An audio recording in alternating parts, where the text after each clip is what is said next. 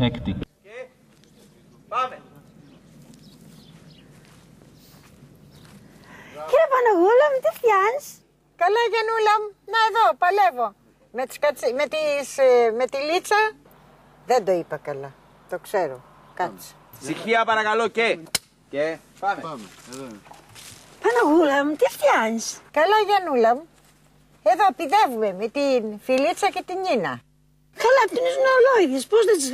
Αχ, τώρα τα μπέρδεψα. Δεν πειράζει. Καλέ, πώς δεν τις μπερδεύεις? Αυτές είναι ολόιδιες. Όχι ολόιδιες. Ολόιδιες είναι. Δεν είναι ολόιδιες. Είναι, σου λέω.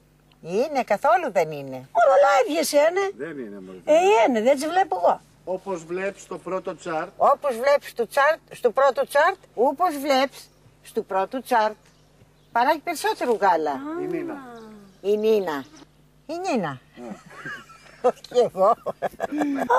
Επόμενο τσάρτ παρακαλώ από εδώ. Αλλαγή τσάρτ παρακαλώ. Έχει και δεύτερο τσάρτ. Το έδειξα τώρα. Ξαναπείτε το από εδώ. Αφού είναι έτσι. Εντάξει. Και στο επόμενο παρακαλώ, καλά το γυρίζω έτσι. Σιγά. Στα statistics.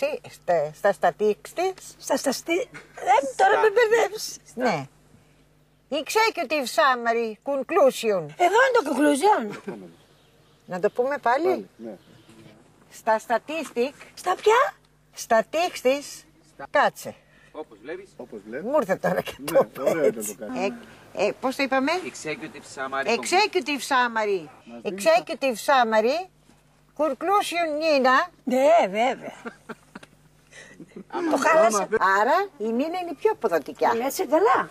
Έτσι. Άμα θες. Να σου δω ακόμα θες και ένα κουκλού, ένα Τι είναι αυτόν εδώ? κουκλί, πώς το λένε. Μπουκλιτάκι. Τι είναι εδώ? Άμα θέλεις να σου αφήσω και ένα μπουκλιτάκι για την παρουσίαση. Εδώ το παιδάκι μου. Η Νίνα. Α, μάλιστα. Η Νίνα. Α, ωραία είναι. Η ίδια Αυτή είναι που παράγει του γάλα του πουλί. Μάλιστα. Τότε είναι καλά έτσι. Ναι.